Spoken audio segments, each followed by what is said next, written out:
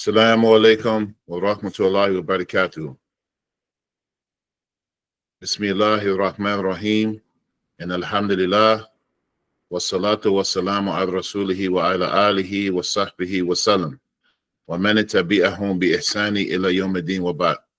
So we'd like to welcome you all to week 2 of this course. We're covering the book of Safinatun Naja, which is translated as the ship or the ark of salvation.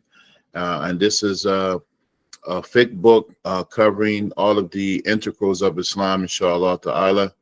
And it gives a little detail. It's not a basic book, but gives a little detail, introducing you to more chapters of fiqh, and then to lead you on to other rulings, inshallah. All right, so not last week, but the week before, we'll do a little review. We talked about fiqh, and we talked about usul of fiqh. All right, so what is fiqh? Just as a review, what is fiqh? We gave a definition 2 weeks ago. The sacred law, the legal rulings that are derived from the Quran, Sunnah, Ijma, and Qiyas. Okay, yeah, that's good. So fiqh is a word that means like to have a deep understanding of something. And so when we talk about fiqh in Islam, it is pertaining to learning the rules, the rulings, and the judgments based on acts of worship. All right. And we also talked about there are 2 types of fiqh. Anybody remember that?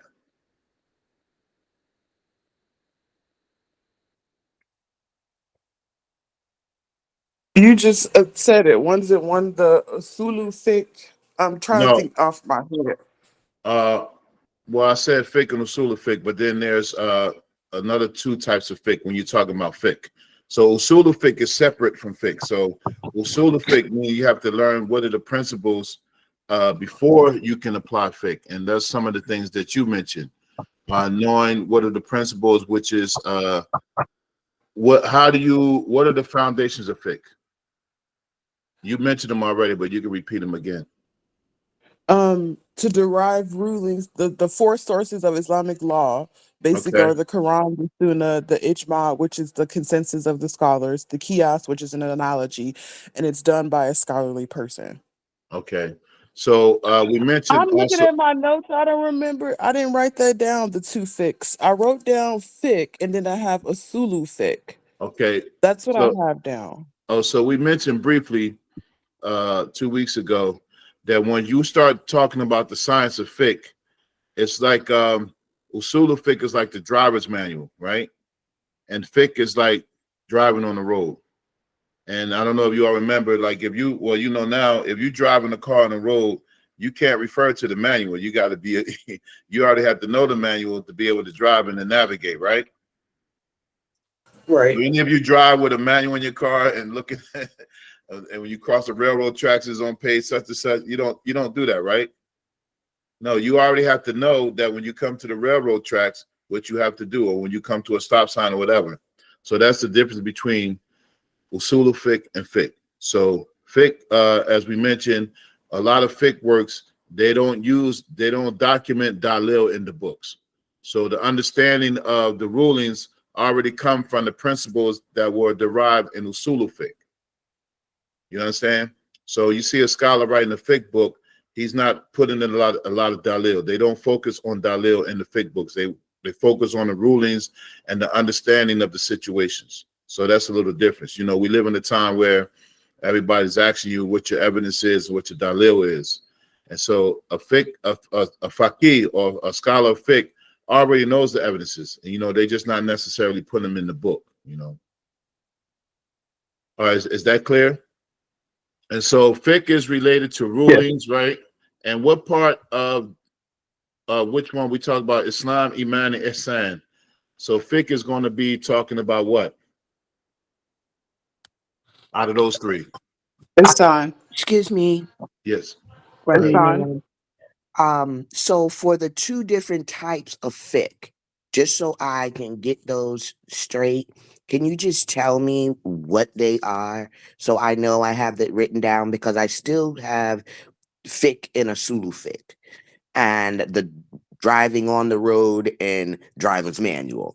Can you just tell me what they Oh no, are? yeah, I'm getting Inshallah. to it. We're just doing a little Okay, review. I don't think you were here at the last inshallah. class. I was not. Okay, yeah, we're just doing a little review. I'm just tweaking the brains of these scholarly people on here, you know. Shukran, man.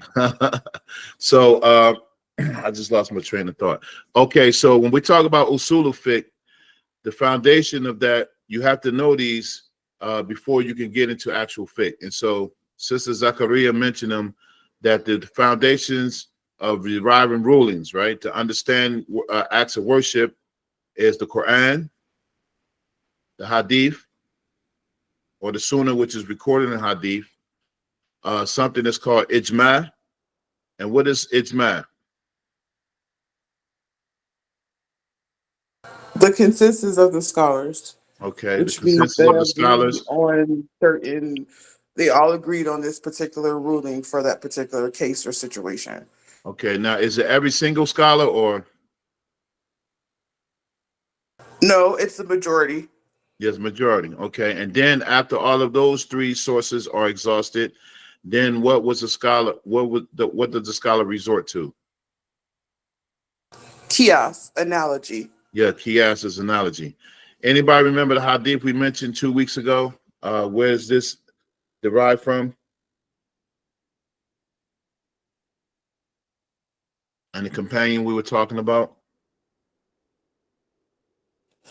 Uh, was it up? No, that's not the right one.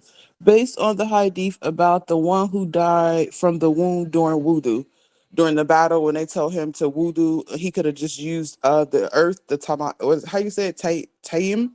If you Tayammum. use the earth to Tayammum. do Tayammum. tayyam, tayammum. Mhm. So that was the Heidi. I forgot the companion's name, but I wrote the story down. I'm sorry. I mean, my intentions was to go and write down the Heidi, but I've been really busy. I'm sorry this No week. Is worries. that the one where it was said? I'm sorry to interrupt. Um, he should have used it because he had a crack in his head, and um, the Prophet, may peace and blessings be upon him, said, "Kill them because they killed him," or something like that. Is that what you're Yeah. talking about? That's one of the hadiths we're talking about, but that's not the one I'm looking for. But that was an example of not knowing the rulings and not and speaking without knowledge. That's what that hadith was connected to. So it involves a person having to know the rulings of fiqh before they can tell somebody something. And that hadith was an example of the companion not knowing the ruling, and so being absent of that knowledge is what caused the man to pass, right? But I was looking for another one that we mentioned. There was a companion, the one Are that you was talking about sent. the one with Abu Hanifa? No, not Abu Hanifa. Because you mentioned that one too. I don't I'll have tell the you the other one. one written down here. I give you a hint. It was the companion that the Prophet ﷺ sent to Yemen to give da'wah.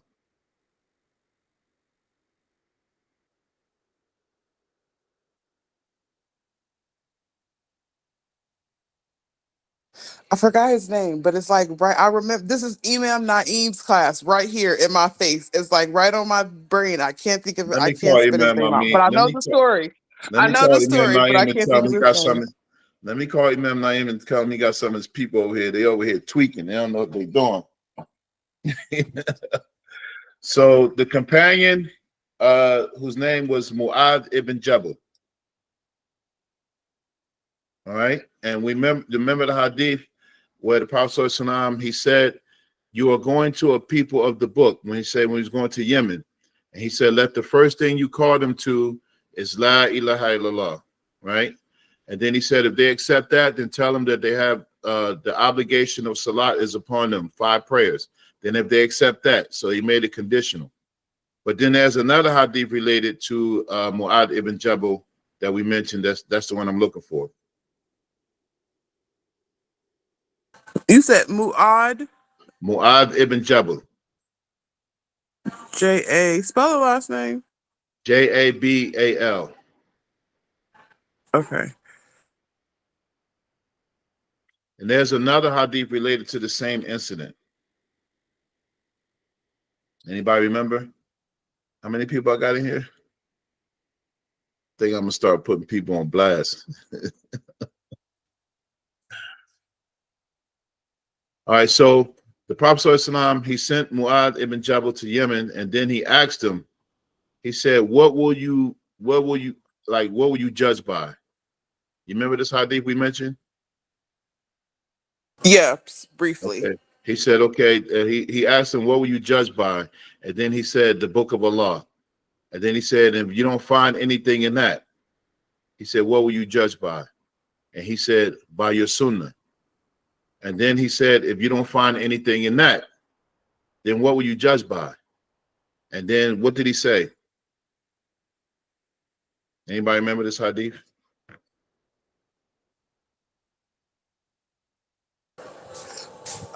I don't remember something like was it something, I don't know the exact words, but basically he hinted to using kiosk analogy. Yes, he said, I will use my own judgment. And then the Prophet ﷺ, he patted him on the shoulder and basically said, yeah, you've done well. Alhamdulillah. So this hadith is the basis of how fiqh is established. Referring to the Quran first and being someone who knows the Quran, referring to the Sunnah of the hadith and being someone who is well versed in the Sunnah, and then ijma. Well, this hadith, of course, it came before like the ijma was really established. And then after that, when you don't find the consensus of what the scholars have agreed upon, then you use your analogy. All right. And so this is the usulu fiqh. These four things: Quran, hadith, qiyas, and ijma. And so this is usulu fiqh. So a person has to be grounded in this before they can enter in fiqh. And now it brings us to the question I asked earlier. Fiqh is divided in two parts. So you have usulu fiqh, the foundation, and now when a person is applying fiqh, it is divided in two parts. Anybody remember that? Yes. Okay. Ibadah, fiqh of Uh-huh. worship, and mulamat. That's the actions when dealing with others.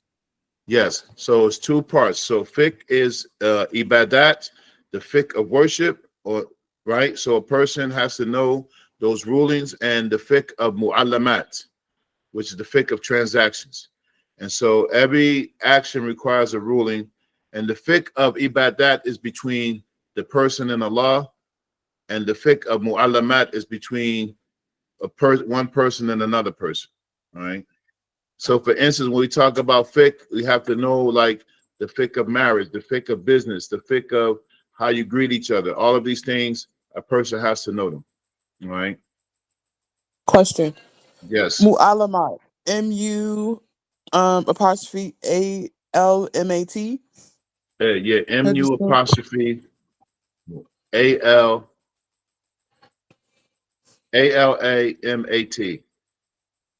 Okay. Just like All right. Good job. Good job, Sister Safia. All right. And then we mentioned another part. This term we mentioned is that we said afdalul ilm al hal. Afdalul ilm al hal. And so this is like the essence of fiqh. The virtue of knowledge is the knowledge of what?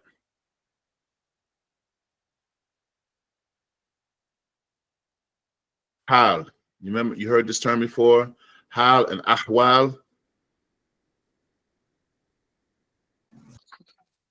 Knowledge of states. Yeah, your knowledge of states and your conditions. So this is the fruit of fiqh, knowing the knowledge of states and conditions and to be able to get the proper ruling. And we also mentioned briefly last week that fiqh is really exclusive to a person's exact situation. Like a person, when they ask a scholar of fiqh a question about their situation, what's the ruling on it, they should be specific about their situation and not general, because fiqh is a means to give a person a precise answer relating to their issue, right? So you know how people call somebody and be like, I got a question. What about the person that says such and such? And they're not talking about a random person. They're talking about somebody that they know or even themselves.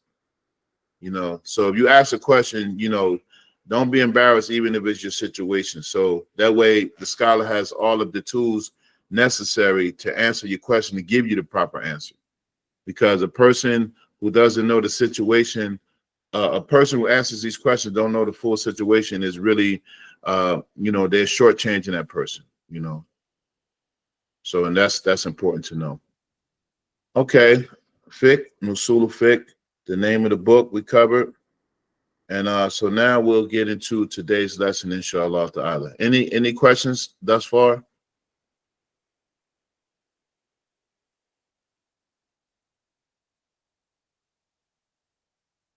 Okay, no questions. So it's the two. I got a question. I want to make sure. So the companion, his name. You said his name was it Abu Muad or just Muad Jabal? Mu'ad ibn Jabal. Muad ibn Jabal, and there was two different hadith that references the fiqh, the laws of rulings of fiqh, right? Dealing with him. You Well, the mentioned one, two. well, we mentioned that one where the Prophet ﷺ asked him what were you judged by, but I relayed the other hadith to it because it was Mu'ad ibn Jabal. He was the one that the Prophet ﷺ sent to Yemen. And as a bonus question, what is Mu'ad ibn Jabal's status? Who is he? The Prophet ﷺ, you know about the virtues of the companions. He has a specific virtue. Anybody know?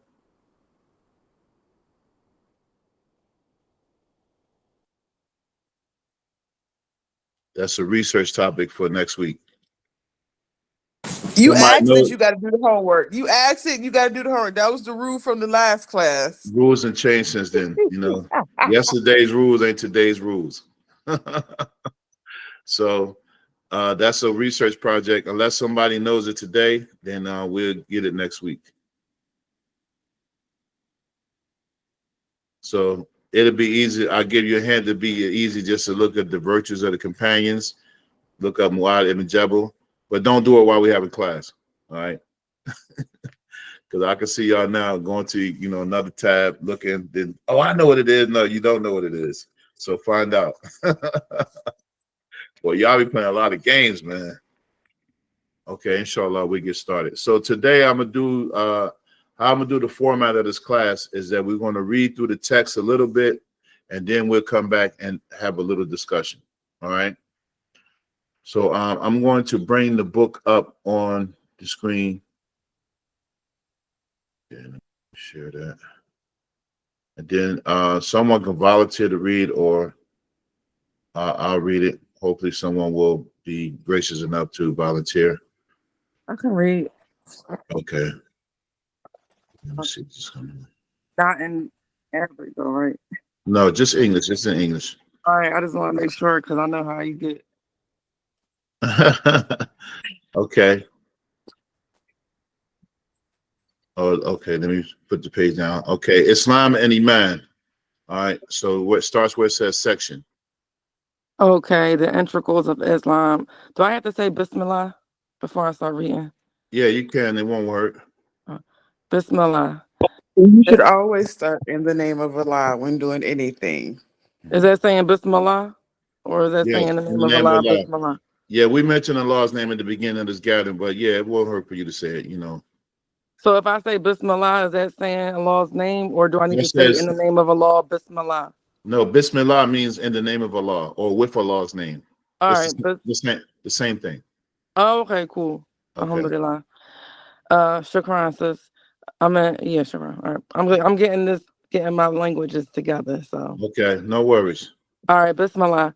To bear witnesses that there is no God except Allah, and that Muhammad is the messenger of Allah, to establish Salah, to discourage Zakah, Discharge. to discharge Zakah, to fast in the month of Ramadan, to perform Hajj for those who are able. Okay, so these are the arkan. The arkan means the integrals, the pillars. And so we're just touching this on briefly. Like this is not really a part of the original book, but they added this just as a reminder, And so the integrals or the arkan of Islam are 5. The shahada is to bear witness there's no God except Allah and that Muhammad is the messenger of Allah, sallallahu alaihi wasallam. To establish the salat, 5 prayers in the day and the night. To discharge the zakat, which is 2.5% of someone's wealth. And we had a discussion about that, about, paying in dirham and dinars. But of course, the equivalent is, cash money that we have, or anything, equivalent, is still 2.5%, because someone may own business and they have to pay, zakat on like dry goods, like if someone owns a clothing store, things like that. Zakat to fast in the month of Ramadan, which I think we're about 100 days away or less. And to perform the Hajj for those who are able, meaning those who are physically able and also financially. Okay, good. So in this book here, you probably may have read through it already. They have some nice footnotes. I want you to read those on your own, and but we're not going to go through those right now. So there is anybody here who's not familiar with the 5 pillars of Islam?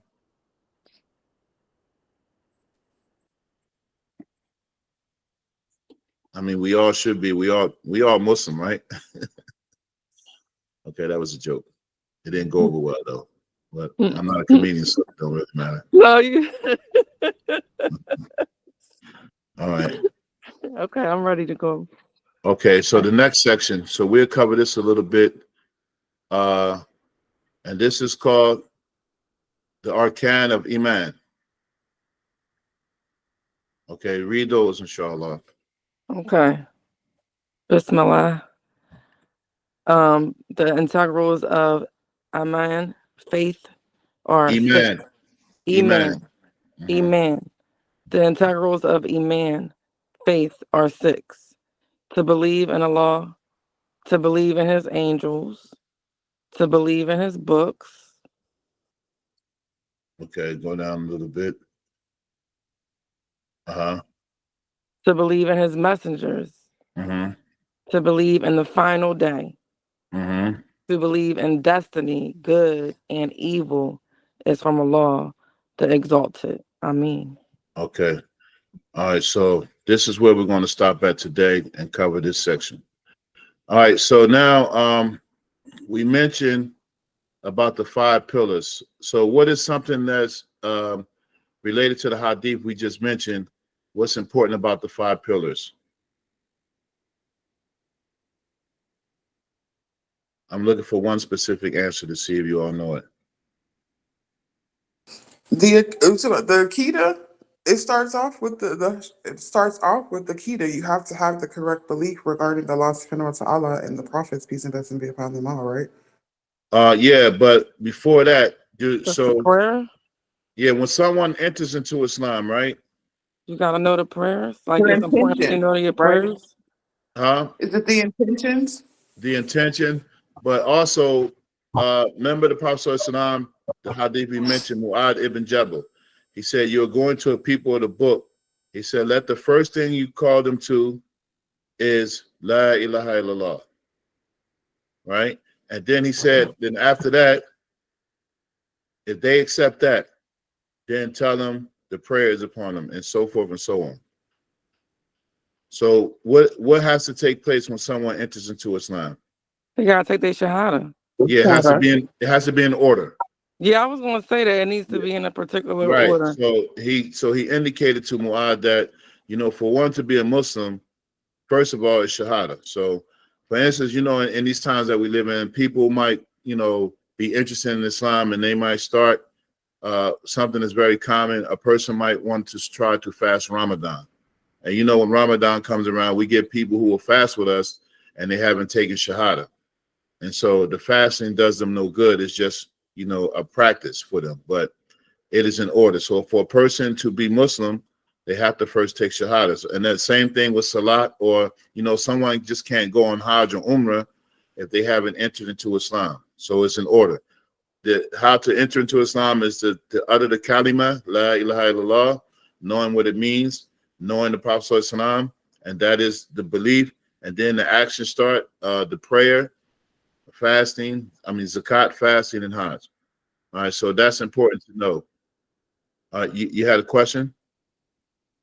Yes, I have a question. Why you So raise your hand? You usually just interrupt me. I'm just I joking. was trying to be, excuse me, I was trying to be professional here. Don't judge me, okay? Alhamdulillah. Good, good. Okay. um, so my question, okay, when it comes to the Shahada, right? Uh-huh. I've been told various different things. So some Go ahead. people say, like, okay, so I wasn't born Muslim, right? My older son wasn't, but I took my Shahada. My younger son was born Muslim. I was Muslim while I became Muslim when I was pregnant with him. Long story short, what I'm trying to ask is they say I have two questions. Right. So my older son, he was over the age of 7 when he took his Shahada. So he should be okay. So because he understood what was going on. Mm-hmm. Another thing, what my younger son, they say that he doesn't have to necessarily take his shahada again because he never took it. He was just born Muslim. Mm-hmm. So that I'm like, I want to make sure that's okay. And then they say that you don't necessarily have to like go to the masjid. Like a person who's non-Muslim, say like I wanted like my sister or my cousin or somebody like, oh, I want to be, but I think I'm ready, and I can give that to them myself. I don't have to have the imam or like up 2 or 3 actual physical people that are Muslim with me because Allah subhanahu wa ta'ala and the angels are witnesses. I read about that. So I just want to know is that true? Because I know there's different rulings.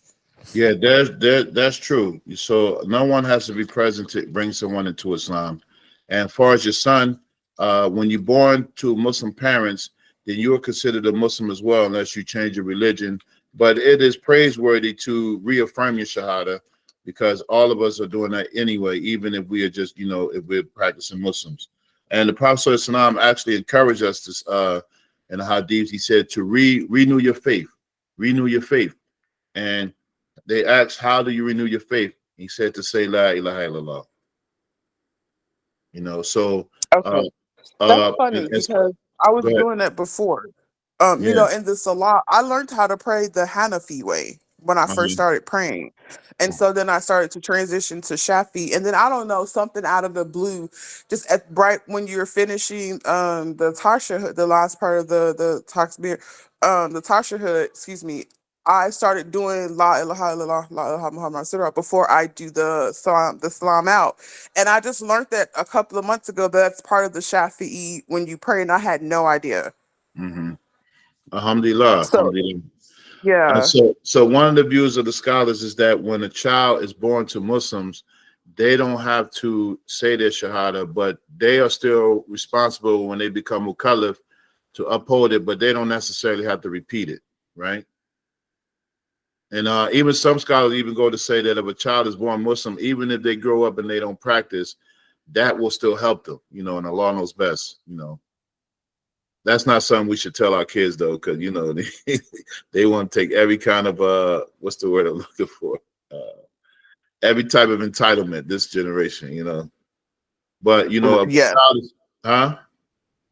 Yes, I was agreeing. Yes. Yeah. So but yeah, so a person is born, if they're born into a Muslim family, then they are considered Muslim. But of course, all of us have to constantly reaffirm our shahada by just saying it over and over because we need strength, Okay, any questions on that?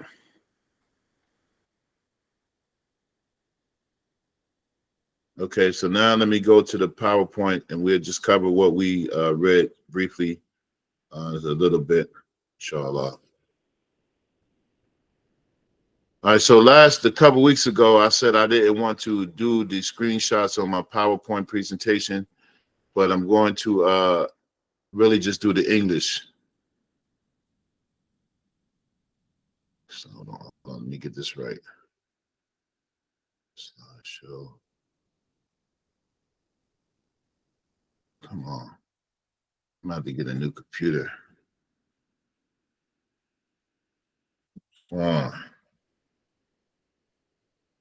That out of there.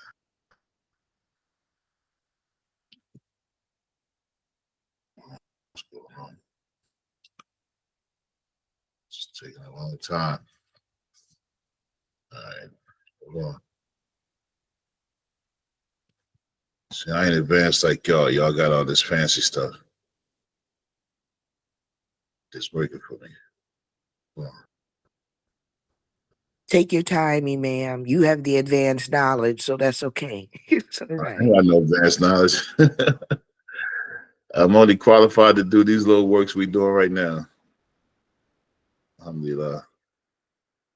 Okay, that's Well, ain't nothing little about the works you doing. You providing the correct guidance. You following the path of Allah Sunnah wal Jama'ah. So that's something that's big.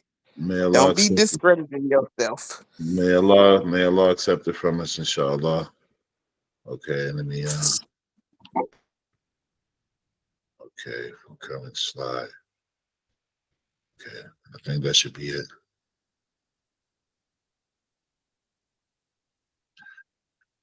Okay, so we talked about the 5 pillars, and so now I just want to concentrate on the 6 articles in brief.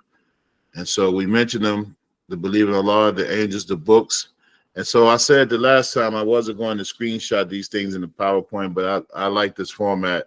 So I just put the English. Last time I put the Arabic and the English, and it came out fuzzy. So we'll just do the English, inshallah. All right, so let's concentrate on those 3 real quick. So I put 3 of 6. So belief in Allah is to believe in his existence, his oneness, his uniqueness, and what is necessary to know, or his necessary attributes. And I put the number 20. What does that number 20 represent? Now, I know some of this is a review for many of you, but some of it, it's always good to review. What does that number 20 represent? The 20 necessary attributes we should know regarding Allah subhanahu wa ta'ala. Mm-hmm. Okay, what are they? You want me to name them? Yeah, I You gonna mean, put, No, I'm not going. I'm not going to actually man, name I because ain't gonna name actually, all of them. I'm gonna no. name some of them. Everybody gonna name some then. Okay. Who made Okay. Inshallah, next class. who told you was the Um, facilitator of the class? How you gonna tell everybody what they gonna do? No, I'm just hey, joking. just look, I'm little Debo. All right, so no, but really, you don't have to name them, but it's 20 attributes that are necessary for Allah subhanahu wa ta'ala to be who he is and why he's unique and why he's unlike any other thing. And so some of those is that he exists, he is one, he is all powerful, he is living, all of those things. I actually want to cover these in detail in another class and revisit them because we already did them with our Aqidah to Awam class. We did do them with the Aqidah to Awam, but I'm going to do another class. I'm trying to formulate a time for us, inshallah ta'ala. All right. Okay, and we're just gonna go more in depth of the meanings. Will we do like the name that matches with the attribute? I know you were saying before all the attributes don't necessarily have a name to go with them. Would you when you do Yeah, that class, will we be also learning the names with the attributes as well, inshallah? yes, inshallah. Okay. So the next part is belief in his angels, the honorable servants of Allah who do not disobey him, created from light, no gender, they do not age, and they have an unlimited number. And what does this 10 represent? The 10 angels, are they called the archangels that we should know about? I don't know if they call it archangels, but there's 10 angels. Who wants to name them? I know Jibril, Gabrielle is one of them. Jibril, Jibril, Mikael, Mikael, Israfil, Israfil, Azrael. Azrael, Moonkai. Azrael, or Malakal Maut, either one. Okay, that's 4. Sister Miriam said one. What is it? Moonkai. Munkar and And Nakir. Nakir. Okay, who is I Munkar and keep Nakir? The the questioners of the grave. Okay, the angels are questioning in the grave. Okay, Atib and Rakib, the scribes. They're the writers that sit on your left and right. mm-hmm. Ridwan, the Okay, angel of paradise. okay. Malik, that's the scariest one. Okay, that's it. I think we named all 10. Yeah, Woohoo! that was 10. All right, and so these are the 10 angels that out of the unlimited number of angels, these are the ones that we should know. Now, this is just a review because we covered this already, but I'm just, tweaking your brain, and then we should also know their functions. So Angel Jibril is responsible for what? He's the angel of revelation. Uh-huh. And Mikhail? A rain in the Uh, clouds. Yes. what did you call that? Is it substance or vegetation or something? Yeah, Because that. he also does. He's also considered the angel of mercy too, right? Yes, yes. Sister Sophia said something. Rain in the clouds and the wind. Yeah, yeah. Weather patterns and stuff like that. Israfil The trumpet. blows the trumpet on the judgment day. And Azrael, that name is from the traditions of the Bani Israel. So some scholars say that's not an authentic name. So you might hear them say Malakul Maut. And Malakul Maut means what?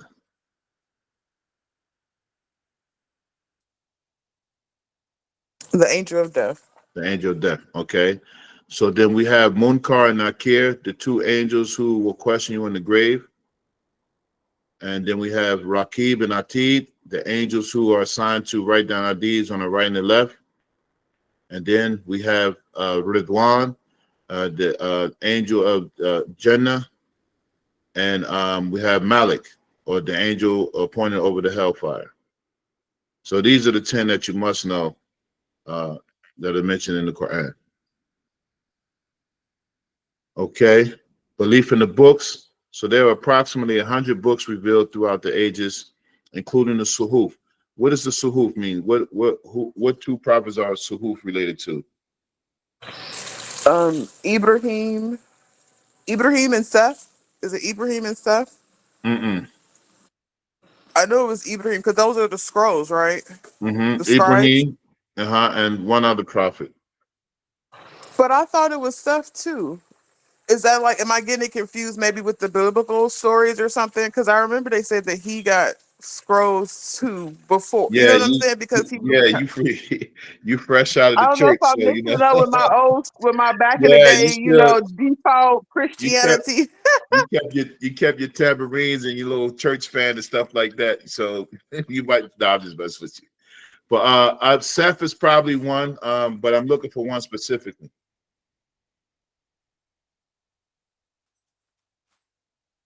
I'm looking for one specifically. Um, well, I got Ibrahim. Oh Okay. my goodness, I'll it give wasn't you I'll give you a Ibrahim. hint for it's in what Okay, give me a hint. Surah Al-A'la, Surah 87.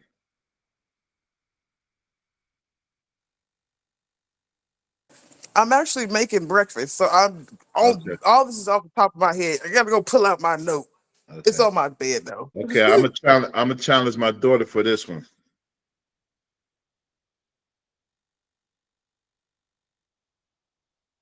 Layla, you there? Come on, Nunu, Sister Miriam, Yeah. Sister Sophia, we got this, y'all. Yeah. We got the scrolls. One was Ibrahim. What was the other one? I think I feel y'all looking through the Quran and Surah Al-A'la right now. I'm actually looking through my notes because I remember writing it down. Layla, My you little there? study guide. I mean. I think my daughter signed on to give me some numbers. I appreciate it. What she Suhufi Ibrahim wa Musa. The last ayah Oh, is okay. Surah Yeah, Al-A'la. I see it right here. I see it. I got it in my notes. Yeah, Yeah. because he got the tablet when he came from the 40 fasting for Yes. 40 nights. I Yeah. just Yes. found it. Okay. Alhamdulillah. You Good. know, Good it's work. confusing me because I'm thinking about the Torah, the entire, not the Mhm. tablets. Yeah. And there are other books, but just those four. I mean, those scrolls that we hear about, like other, what's the books we mentioned in Aqidah to Awam? What's this, like the Gospel of Barnabas? You all heard of that book, right? Say it again. There's a book called the Gospel of Barnabas. It was supposed to be books that were supposed to be in the Bible, but they didn't make it part of the canonical collection. And so it has some of the stories apparently about, it verifies that Isa alayhi salam, never considered himself son of God, and some of the things that came later that they attributed to him that he himself didn't teach, right? But that's another story. Okay. So law of the angels, the books, right? Knowing 4 of them. What are the 4 books that the Muslim should know?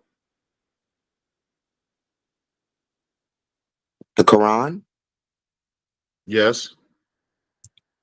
the Bible, maybe. But I know the Quran. Okay, the Bible, but more specifically in the Bible. The Injil, the Torah, the Zabur. Yes. So what is the Torah? The law, Huh? It's the the law. first 5 books that was given to Musa alayhi salam. But it's Mhm. the first. They say it's the first 5 books of the Holy Bible. Okay, and It's in what the those quote unquote. and in those 5 books, more specifically, what was given to Musa, Prophet Musa alayhi salam? The 10 Commandments. The 10 Commandments. Okay, and so that makes up the Torah.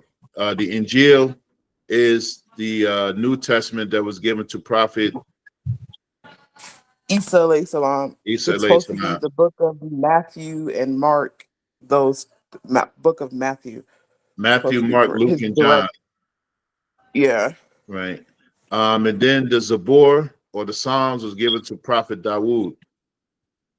Okay, and so all of these books are contained in the Bible, but specifically because there are other books, we have to judge them by the Quran. So we believe that they basically have a divine origin, but have been tampered with. Some of those other books, uh, you know, you have to be skilled in your deen to really read the Bible, because you have to do a lot of you got to do a lot of picking out. Okay. Any questions on that? Yeah, can you repeat the? Where's the book? Hmm? Oh, go ahead, Sister Candace. Can you repeat? Well, I'm trying to get this. Can you just give me 1 second? Because if I don't write it now, I'm just trying to set some good practices for myself. Give me 1 second here. Can you repeat the book? So we got the Torah, Mm-hmm. right? I'm just trying to write down what I heard. We got the Gospels, right? Uh-huh. Or the Injil, How you spell that? Injil or Injeel. Either way, you'll see it as transliteration. All right. Did you say you had mentioned something about the Psalms? Yes, Zabur. Zabur. And then what is it? Revelations No, after? no, Revelations is one of the books I think in the New Testament. I was just saying that as Oh a yeah, that is the New Testament. Okay, so yeah. the Old So Testament is the so the Torah, end, Gospels, and yeah. Psalms. What about the prophecies? Is that If they're in line with what the Quran says, so these books we believe in general, and so okay? whatever agrees with the Quran we accept, and whatever doesn't. So these are stories that and some of the other stories are called the Israeliyat. I think I pronounced that wrong. Israeliyat. So it's like the stories of the children of Israel. Mm-hmm. So the Prophet ﷺ told us to not confirm them or deny them. And so you have to check them with the revelation from the Quran, which is the 4th book. Oh, okay, got it. So Torah So like some of those and stories, like you read in the Old Testament, and particularly the 5 books, you hear those stories and what's the name begat such and such, and this one laid out. right, All of that right. stuff is already thrown out the window because we don't believe, because of the principles of Islam and what we believe about the prophets, these things are not applicable to them. Like prophets sleeping with their daughters, or in the Bible they have prophets being drunk or committing murder and stuff like this. Mm-hmm. These are not attributes of people who were sent by Allah, and so those are rejected automatically. And then when you read through the Bible, some of the stuff is like it's like a X-rated movie. Yeah. SubhanAllah. All right, so let me finish up this next couple slides, and then we'll be finished. So it's the Torah, the Injil, the Zabur, and the Quran. I 4 got books. it. Thank you. Okay. So let me go to the next slide, and then we'll do these last three. To believe in the messengers, to believe in the final day, and to believe in the qadr, the good and the evil, is from Allah subhanahu wa ta'ala, the exalted. And so let's discuss this before we close. And so belief in the messengers, that they were sent by Allah for guidance to the truth. And so there are approximately 124,000 of them throughout the ages, 124,000 prophets and 313 messengers. What is the significance of the number 313? That's a trivia question.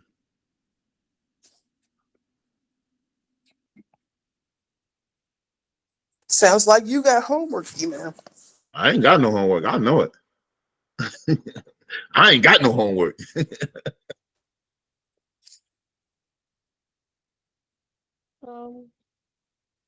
Anybody?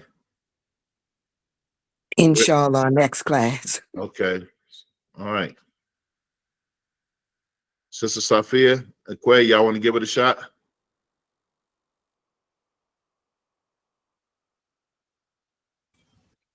La, we got homework to do. Okay. All right. So that number 313 is related with the messengers, but it's related to something specifically in the seerah of the Prophet sallallahu alaihi wasallam. All right. And so the four necessary qualities that you must know of the prophets, I think we mentioned it last time. And so that number, what is that number 25? What does that mean? What is that? The prophets Those are the 20. mentioned in the Quran. Yes, good. Okay, Sister Nuno, good job. All right.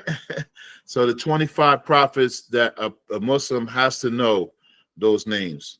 I'm not going to take y'all to task today about them, but we covered this in the last class, Aqidah to Awan. We went over them in detail, and at some point, I'm expecting us to be able to run them all. Question. Without any notes. Question. Yeah, go ahead. So the number 313, does that have to do with the Mahdi? No. Okay. Stop trying to get nah. I'm not giving up no tapes. I asked the question about a question that you asked. I was just asking. You're not gonna give me an idea?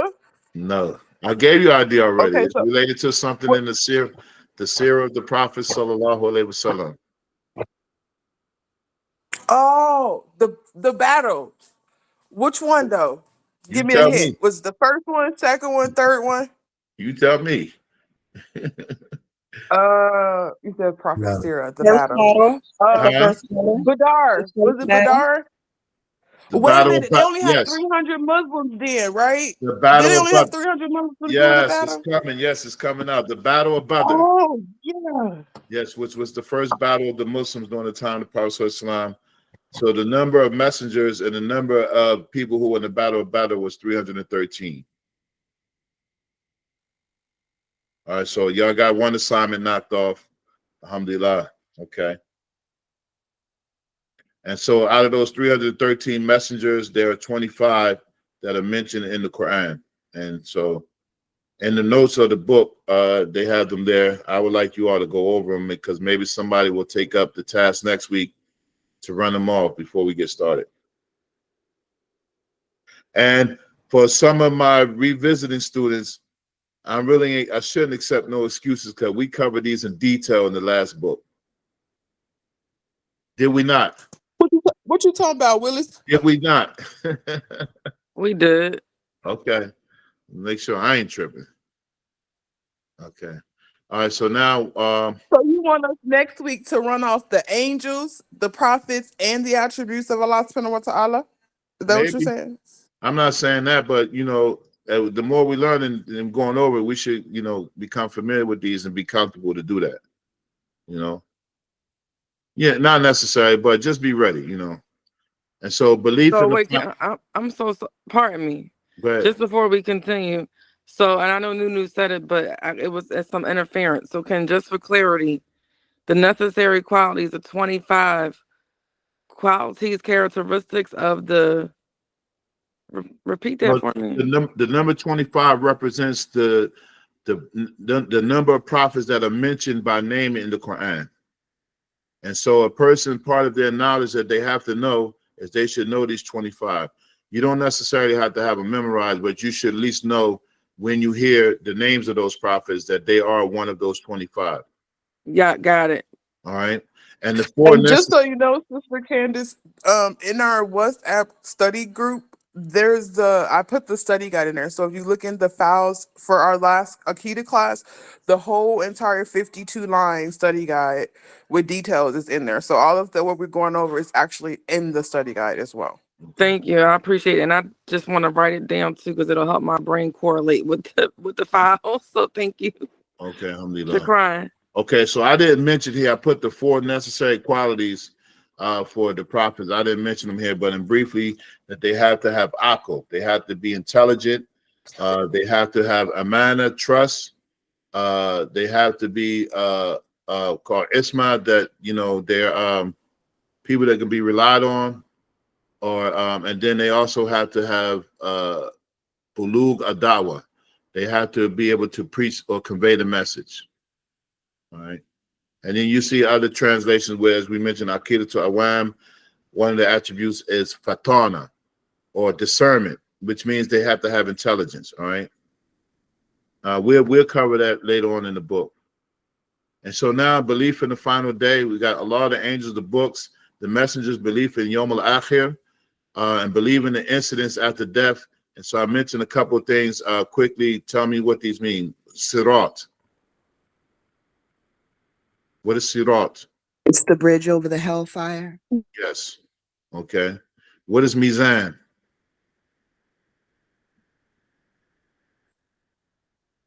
It's the scale. Yeah, the scales that the deeds are weighed upon. Su'al al-Qabr.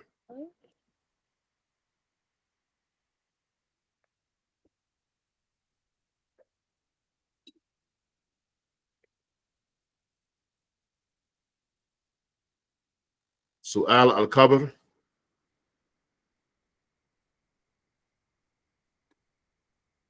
Okay, I gave you a hint. Those two angels we mentioned, two of the 10 that we have to know, they will do what's called Su'al al-Qabr. Oh, the questioning of the grave. Yes, Su'al means questioning, and al-Qabr means the grave. Munkar and Nakir will ask the questions. What are those three questions? Who is your Lord? Mm-hmm. What is your religion? And who is your prophet? Yes, good. Hisab.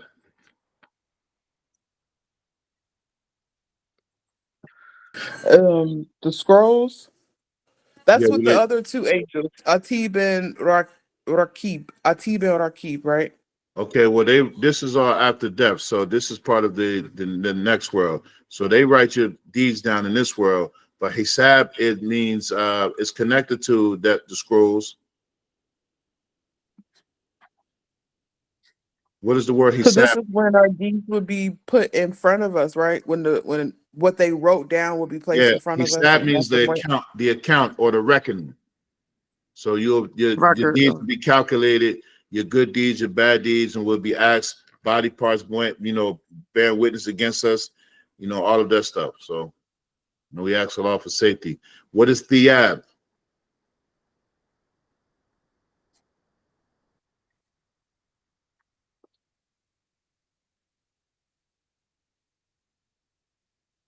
Is there another name for that? Yes, it is, but I want to see if you know what this one is. Tell me the other name. I think I might know it by the other name. Ajr.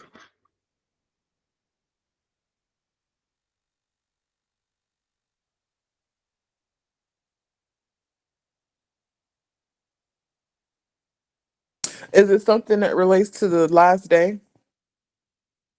Yeah, it definitely relates to the last day, but so we get Oh, Thiyab for the good deeds and adab for the bad deeds.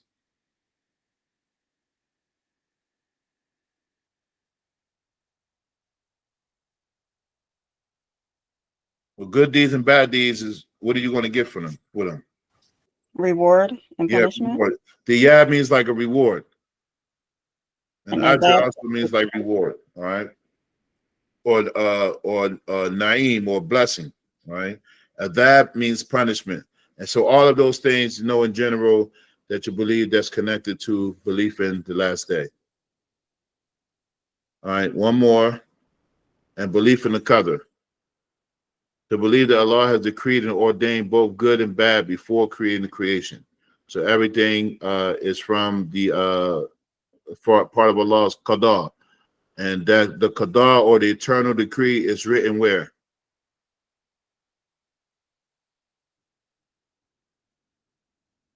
What is it? The book Law.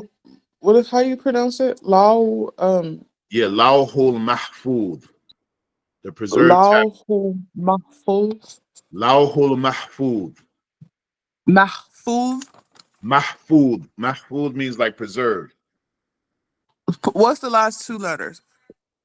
Uh no, I'm shaky about giving you Is these it the translations. DH? I'm shaky about giving you Or these just give me the translations. Arabic letters. You I know Arabic. Just give me the Arabic letters. hold on, let me put in the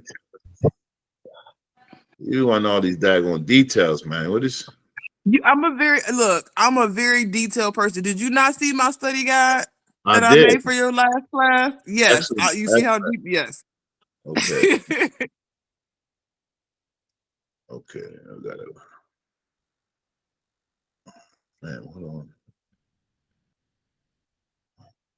on. Let's see that. Can't see this.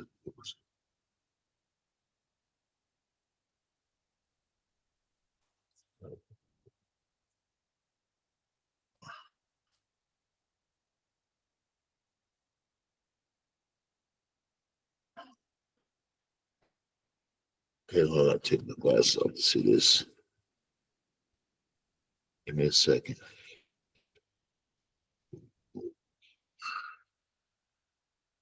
One second.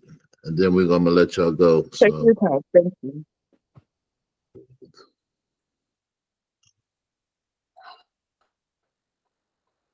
okay, there it is.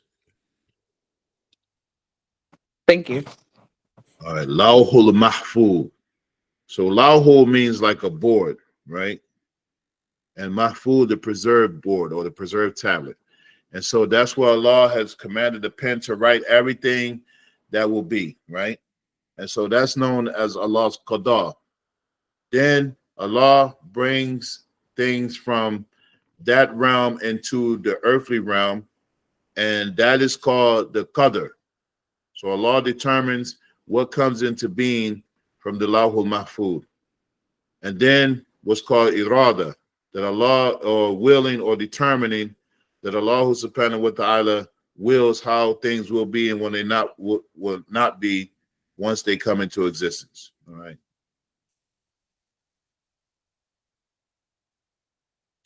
All right, and let's just finish off this last one because I don't want to go too much overboard. And so the last page, did we read it? A kalimatu tayyiba, the pure word, in the book where the author says that the meaning of La ilaha illallah is that it's La ma'bud bil haq, that there is nothing worship in truth except Allah. Wa ma'ana La ilaha illallah is La ma'bud bil haq fil wujud illallah. And so the meaning of the kalima, when you say the shahada, the meaning of it is you might translate as La ilaha illallah. In the beginning, he translates no God except Allah. But the meaning of it is, in reality, none is worthy of worship except Allah. So I just want to discuss this part before we disperse, inshallah. Take a couple minutes. And so this is very important, especially when we come up against people who really make bones about this translation meaning. So La ilaha illallah, it is the most comprehensive statement in Islam. So this is the most thing, and it is the best words to Allah subhanahu wa ta'ala, and it is a means of salvation by uttering it, even if someone doesn't understand it in full. And so this is why we have hadiths about the Prophet sallallahu alaihi wasallam even with his uncle, that he was getting him to utter la ilaha illallah near his death. He was just getting, if you say it, then it's enough for you as salvation. And also, we talked about this in the other class about the tafsir of Fir'aun, when the Red Sea was split, and once he seen the Prophet Musa alayhi salam and the Bani Israel escaping from him, then he started to believe. And what anybody know the tafsir about that? Once he started seeing those things, what did he try to do? He tried He to tried. say la ilaha illallah, and some dirt was kicked in his mouth or thrown in Yeah, his mouth or something. the angels were stuffing dirt in his mouth, is the report. And why was that? Because Perhaps they know that Allah subhanahu wa ta'ala is most merciful, and they were afraid that he would actually forgive Pharaoh if he uttered those words. No, he would have if he had said it. You would. Yeah, that's the beauty of the la ilaha illallah. Once you say it, then it is a means of salvation, even if you don't practice it, right? How would the angels even have that mindset to want to be like? Because you know how sometimes, from a human perspective, when we think about angels, we think about them being a certain type of way. So, what do you think, like that mind? Like, why would they even want that Well, to they be? don't have a mindset. It's really the story is that Allah who subhanahu wa ta'ala was displeased with Fir'aun, because he said that he was God most high. So he gave them a command. It wasn't their doing, because what do we believe about angels? That they don't have free will. They only follow commands that are given to them. There was no thinking. Allah commanded them to do that, and so they did that. It wasn't personal. It was just business. You know, so there's no. Are you saying Allah commanded them to put that to kick that dirt in Yeah, the so dude's that's mouth? the explanation, but the meaning behind is that he prevented Pharaoh because of his arrogance and all of the stuff that he did, that he was denied that salvation. Yeah. So Allah subhanahu wa ta'ala, one of also that he is the one who determines who will have bliss and who will be condemned to hell because of things they have done. And some people are deserving of it, Yeah. make I it. So understand. Got it. you look Okay. at the time of Fir'aun, like he was arrogant, he killed the men and let the women and children live. He killed the firstborn and all of these things. But the most important thing is that he tried to prove that he was God, having power alongside with Allah. And this is what Allah hates. He hates shirk. This is the worst crime in Islam. Right? Is that clear? Or Yeah, no, thank you. Shukran. all right, so Tawheed is, That's just scary. yeah, it Yeah, I is. know. That's I'm scary when like, you think whoa. about it, because I Yeah, know. we I have mean, that we should have straight gratitude. When you just spoke I about that, that know. just gave me chills, but I it, because it know. it gives you the realization that you could be at that point. You could be that person that want to utter these words, but Allah subhanahu wa ta'ala tells you no. And we are the people that He allowed to do that. So we definitely should be grateful. Right. And we got free will, like to yeah. make choices. So, like when you reflect on it, the Allah gave you this statement that is the most comprehensive, and also it is the easiest statement to say. You don't even have to move your lips or nothing. La ilaha illallah. So simple, but in it, embedded in it, is everything that you need for salvation. So so when you break the sentence down, that there is no God, no deity. Ilaha means something like a deity or something that is worship or that is taken as worship, right? There is none of that in reality is real except Allah subhanahu wa ta'ala, right? And this is important because the translation sometimes gives meaning that are not really that really capture it. And sometimes you come across people, I ain't gonna mention their names, but they talk about, oh, you can't translate it as no God but Allah. You have to translate it as no deity worthy of worship except Allah. But when you understand the sentence of itself, it is already embedded in it that you are negating any kind of deity and affirming the only true reality, which is Allah subhanahu wa ta'ala. So it's just semantics. That's the law, right? Is Yes, that not the law? Law yeah. means no. And so this is understood when you utter it, that you are declaring that there is no God except Allah subhanahu wa ta'ala. Whether a person translate it as no deity worthy of worship, because there's only one God in existence, you know. So whether someone falsely takes something as worship, it really is not true, because they don't have the power that God has, right? And so other things taken as worship is false, right? So when people worship idols and things like that, they do that in some type of way. Like, I think the Hindus have like 10,000 gods or something like that, or Really? idols that they, believe that, these things cause harm or good. And so in reality, it's not even true to begin with. So it doesn't even matter if they worship them, because it's not a true worship, right?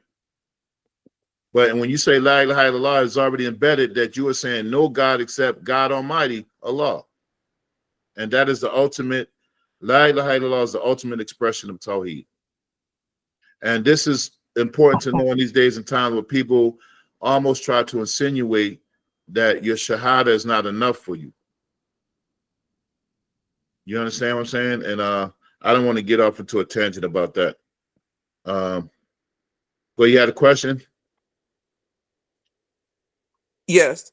Okay. I have a question. When you talk about like the shirt, so I was reading with Sister Nunu. We was reading the book, the what is it called? The Nia, the Anbiya, or the Bia Ania of Ibn Kathir, the series. That 8-book series that he has. Yeah, stories So of the we're reading, prophet. and yeah, so he has 8 different books that was broken down. So me and Sister Nuna was reading it, and I remember reading something about. So you know how like I see a lot of advertising, and I see some Muslims wearing like the chains with like Quran verses or something on it. So we were reading, and that was like, in the book was talking about like shirk, like you're committing shirk by wearing the amulet. But I'm confused about that part, because I mean, if you just wear, because we can wear, as women, we can wear jewelry. So if I wanted to wear this, maybe I wanted to wear, something that says subhanallah, a necklace. Is that not permissible? Is that really shirk?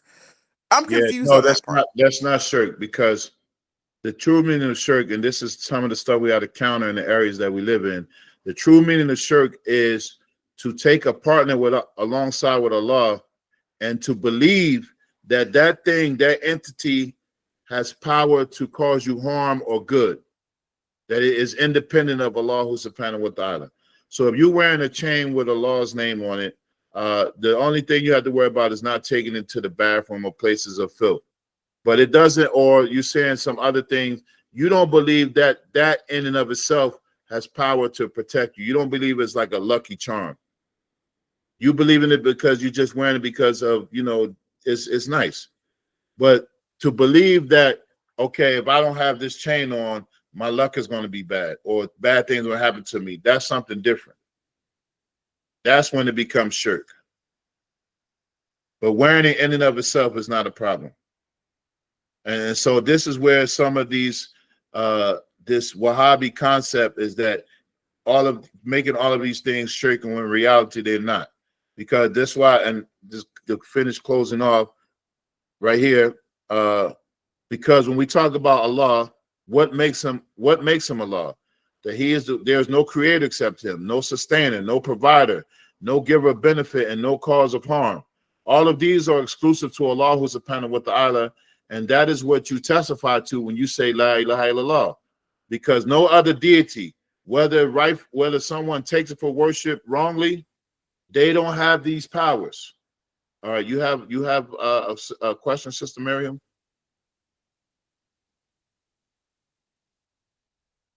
Assalamu alaikum, ma'am. Yes. So, in regards to shirk, so I know someone, their name is spelled Alah, which pronounced in school, we would have, his name was Allah. And so that creates some type of, what do you call him? Brother? I mean, is that what you would say in that indication? Because his name is the pronunciation of Allah the Most High. So what do you do in that instance? Their name is pronounced Allah or Allah? They called him Allah. Okay, because the pronunciation of Allah's name is Allah. Allah. So Allah. What is the meaning of it? I don't know. That's just his name. Okay. well, that was the first thing we need to find out. And if they had their name and if the means supposed to be in Allah, then yeah, of course they should change it, But is this person a Muslim?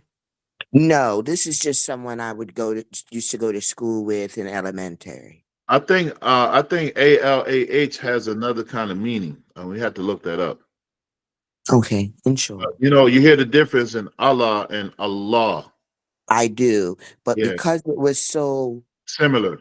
right, and I was in elementary school at the time, so I Right. used to, and I was Muslim at the time, because I grew up Muslim, so I grew up with him with this name. So how does that go?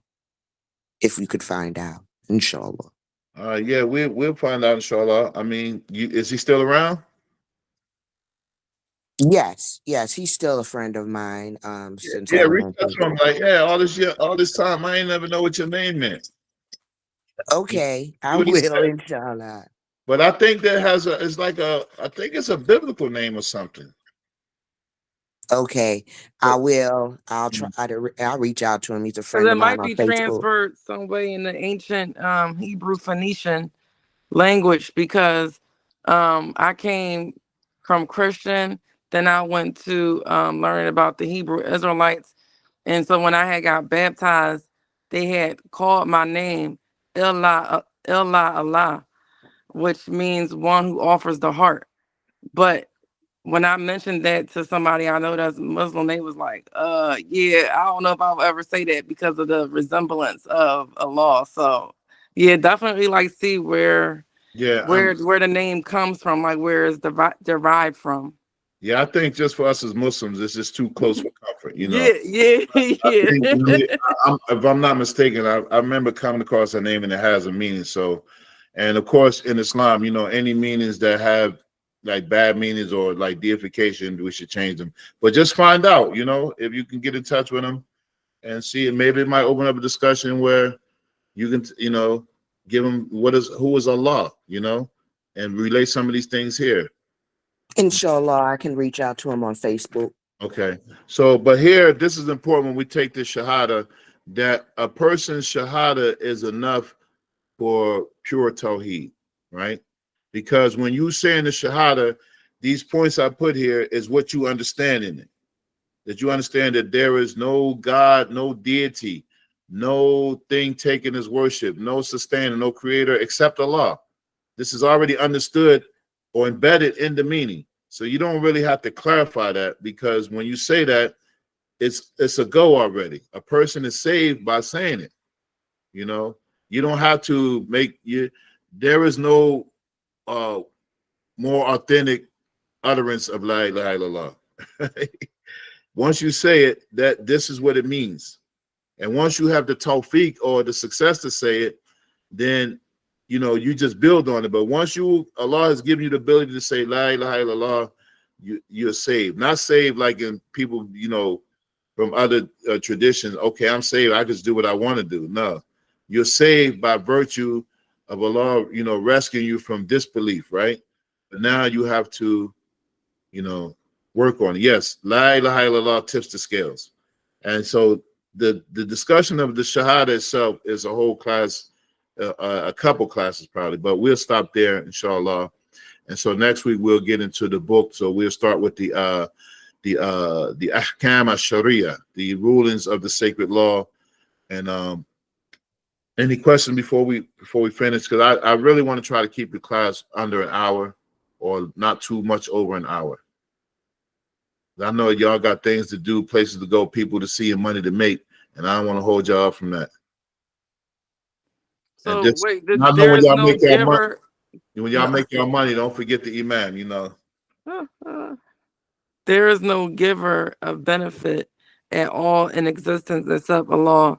Then there is no what? What's the last one? There is no No giver. giver of harm at all in existence except Allah. There is no giver of benefit at all in existence except of Allah. And then what's the last one? There is no giver of harm. Spell that for me. Harm, Harm. Oh, harm. Okay. Yeah. So all of these qualities is what makes Allah who He is and why He is to be worshipped and why He's the only thing worshipped in truth, because He possesses these in the absolute sense that no one else can share in. And so that even goes back to people, we have people who call themselves gods, Okay, do you have these qualities? Do you have, in order for you to be God in truth, you have to have these qualities. You have to have a pre-existing existence. You have to, not have an ending. You can't be weak. You can't be ignorant. All of these things. You have to be a provider, sustainer, and that's why you're not God. And that's why there's only one God, because only Allah possesses these attributes. Is that clear? Yes. Okay. All right, so we're in there. Are there any questions or any other comments? No, thank you. I appreciate you. Okay, alhamdulillah. All right, so we're in there, and then we'll conclude next week. Don't forget those homework assignments, inshallah ta'ala. You already been relieved of one, so What homework assignment? yeah, don't do that cognitive dissonance now. Don't do that now. No, I don't remember. Okay, we was talking about one of the virtues of the Sahaba Mu'adh ibn Oh, Jabal. okay, I got it. I wrote it down. That one.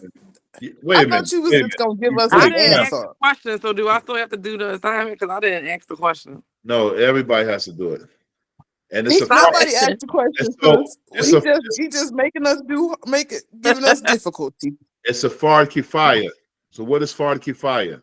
That one that pretty much when all Obligatory. of us suffer, pretty much. Not suffer. You are relieved.